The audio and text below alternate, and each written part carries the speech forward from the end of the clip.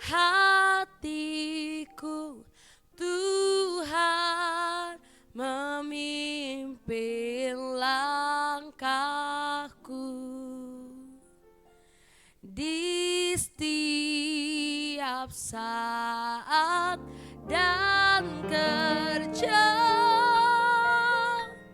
tetap ku rasa tangannya. Tuhan lah yang membimbingku, tanganku dipegang teguh, hatiku berserah penuh, tanganku dipegang teguh. Tenanglah kini hatiku, Tuhan memimpin langkahku di setiap saat dan kerja,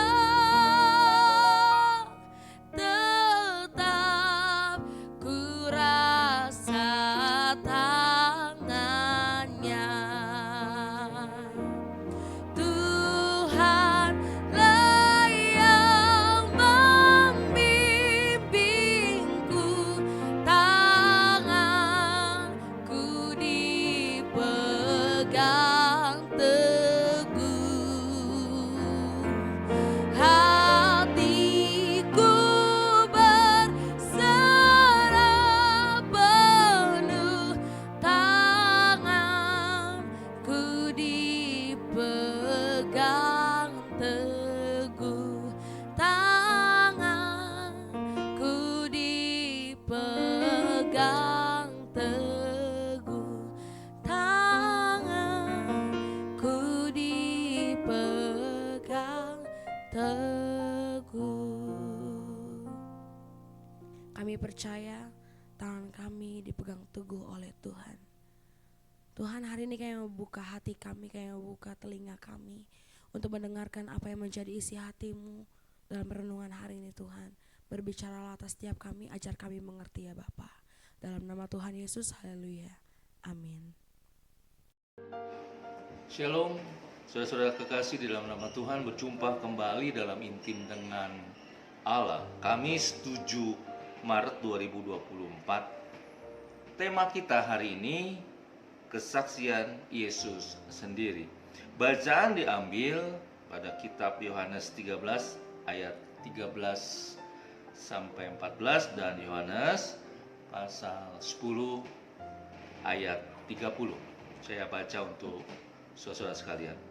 Kamu menyebut aku guru dan Tuhan, dan katamu itu tepat. Sebab memang akulah guru dan Tuhan. Jadi, jikalau aku membasuh kakimu, aku yang adalah Tuhan dan gurumu, maka kamu pun wajib saling membasuh kakimu. Yohanes 10 ayat 30. Aku dan Bapa adalah satu. Saudaraku, banyak sindiran negatif terhadap orang Kristen. Salah satunya sindiran bahwa Yesus sendiri tidak pernah mengakui dirinya sebagai Allah dan bahwa orang Kristenlah yang mentuhankan Yesus. Beberapa ayat yang kita baca tadi menunjukkan kesaksian Yesus sendiri tentang ketuhanannya, yaitu Yohanes 13 ayat 13. Di mana di dalam Yohanes 13 ayat 13 Yesus sendiri menyetujui dan jelas berkata, kamu menyebut aku guru dan Tuhan, dan katamu itu tepat, sebab memang akulah guru dan Tuhan. Juga Yohanes 10 ayat 30 mengatakan, aku dan Bapa adalah satu.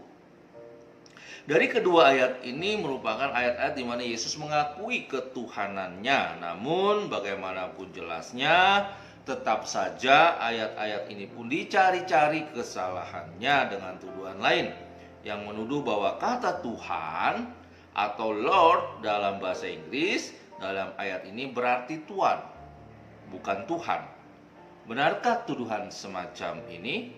Mari kita lihat penjelasan berikut ini dengan menyoroti arti kata Tuhan. Secara umum, seorang tuan menunjukkan seseorang dengan otoritas, kontrol, dan memiliki kekuasaan atas orang lain.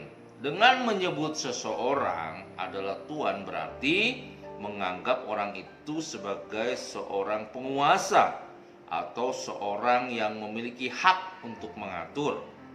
Pada zaman Yesus, kata tuan sering digunakan sebagai gelar penghormatan terhadap otoritas duniawi. Contoh, ketika penderita kusta memanggil Yesus Tuan dalam Matius 8 ayat 2, ia menunjukkan rasa hormat kepada Yesus sebagai seorang penyembuh dan guru. Kita bisa bandingkan di Matius 8 ayat 25 dan Matius 15 ayat 25.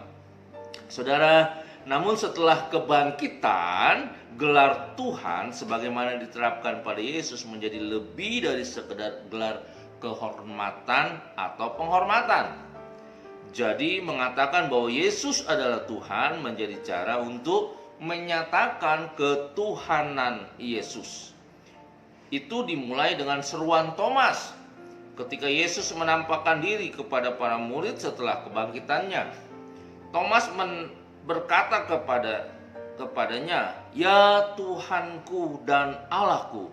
Kita bisa baca di Yohanes 20 ayat 28. Sejak saat itu, pesan para rasul bahwa Yesus adalah Tuhan berarti bahwa memang Yesus adalah Allah. Khotbah Petrus pada hari Pentakosta mengandung tema itu. Jadi seluruh kaum Israel harus tahu dengan pasti bahwa Allah telah membuat Yesus yang telah kamu salibkan itu menjadi Tuhan dan Kristus. Kita bisa baca di Kisah 2 ayat 36. Kemudian di rumah Kornelius, Petrus menyatakan bahwa Yesus Kristus adalah Tuhan dari semua orang. Kita bisa baca di Kisah 10 ayat 36. Perhatikan bagaimana dalam Roma 10 ayat 9, kedamaian Yesus terkait dengan kebangkitannya. Sebab jika kamu mengaku dengan mulutmu bahwa Yesus adalah Tuhan dan percaya dalam hatimu bahwa Allah telah membangkitkan Dia dari antara orang mati, maka kamu akan diselamatkan. Pernyataan Yesus adalah Tuhan berarti bahwa memang Yesus adalah Allah. Yesus memiliki segala kuasa di surga dan di bumi. Di Matius 28 ayat 18. Dia adalah Tuhan atas hari Sabat. Kita bisa baca di Lukas 6 ayat 5. Yesus adalah satu-satunya penguasa dan Tuhan kita. Kita bisa baca di kitab Yudas 1 ayat 4. Bahkan sesungguhnya Yesus adalah Tuhan di atas segala Tuhan dan Raja di atas segala Raja. Kita bisa baca di kitab Wahyu 17 ayat 14. Saudara, Yesus menyebut dirinya sebagai Tuhan itu berkali-kali. Misalnya dalam Lukas 19 ayat 31, Yohanes 13 ayat 13. Dan ketika kita membandingkan perjanjian lama dengan perjanjian baru, kita menemukan beberapa kali ketika Tuhan atau Yahweh dalam Alkitab Ibrani disamakan dengan Tuhan Yesus oleh para rasul. Misalnya Mazmur 34 ayat 9 mengatakan, "Kecaplah dan lihatlah bahwa Tuhan itu baik." Dan bagian itu disinggung di dalam 1 Petrus 2 ayat 3, dan di sini menunjuk Yesuslah Tuhan yang baik itu. Yesaya 8 ayat 13 mengatakan bahwa Tuhan semesta alam, Dialah yang harus kamu akui sebagai yang kudus. Kepadanya lah harus kamu takut dan terhadap Dialah harus kamu gentar. Dalam 1 Petrus 3 ayat 15 kita diperintahkan, tetapi kuduskanlah Kristus di dalam hatimu sebagai Tuhan. Saudaraku, hebatnya Tuhan Yesus meninggalkan kedudukan agungnya di surga dan datang ke bumi untuk menyelamatkan kita. Dalam inkarnasinya, dia menunjukkan kepada kita seperti apa kelembutan sejati itu. Di Matius 11 ayat 29. Tepat sebelum ia ditangkap, Yesus menggunakan kuasa dan wewenangnya untuk mengajar kita kerendahan hati. Jadi jikalau aku membasuh kakimu, aku yang adalah Tuhan dan gurumu, maka kamu pun wajib saling membasuh kakimu. Yohanes 13 ayat 14. Dengan mengatakan Yesus adalah Tuhan, berarti kita berkomitmen untuk mematuhi Dia. Yesus bertanya, "Mengapa kamu berseru kepadaku, Tuhan, Tuhan, padahal kamu tidak melakukan apa yang aku katakan?" Di Lukas 6 ayat 46. Ini artinya pengakuan ketuhanan Yesus secara logis disertai dengan penyerahan diri kepada otoritas atau kuasa Yesus. Jika Yesus adalah Tuhan, maka Dia memiliki kita. Dia berhak untuk memerintahkan kita akan apa yang harus kita lakukan. Dan jika kita sungguh-sungguh mengakui dan percaya bahwa Yesus adalah Tuhan, maka kita akan mentaati segala perintahnya. Kita bukan sekedar berkata kosong dengan mulut menyebut Tuhan.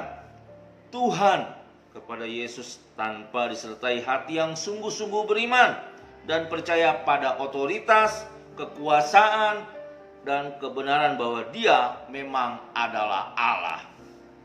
Refleksi, jika selama ini Anda masih ragu, setelah membaca penjelasan ini, maukah Anda percaya dan menerima Yesus sebagai Tuhan dan Juru Selamat Anda? Mari kita berdoa. Bapa yang baik, terima kasih untuk hari ini, di mana kami diingatkan kembali bahwa sungguh Allah yang kami sembah, Yesus Kristus, bukan hanya guru tetapi juga Tuhan. Allah yang berdaulat, Allah yang berkuasa. Terima kasih Tuhan, Kau semakin menguatkan iman kami. Sepanjang hari ini, kami menyerahkan keberadaan kami ke dalam tangan Tuhan.